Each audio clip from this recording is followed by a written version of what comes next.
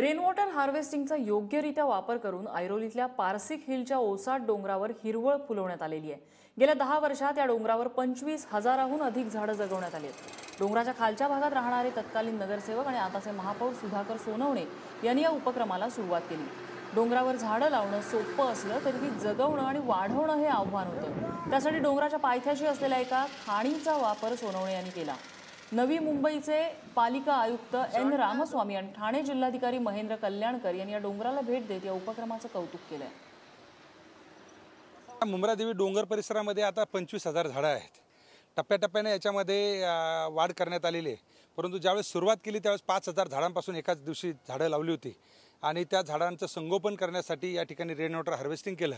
मग या ठिकाणी माजी पालकमंत्री म्हणजे त्यावेळेचे तत्कालीन पालकमंत्री आदरणीय गणेशजी नाईक साहेब असतील, खासदार संजू नाईक असतील, आमदार असतील किंवा त्या वेळचे आयुक्त असतील आणि NGOज असतील किंवा शाळा असतील, ह्या सगळ्यांना घेऊन आपण या ठिकाणी हे जंगल या ठिकाणी निर्माण केलेलं आहे।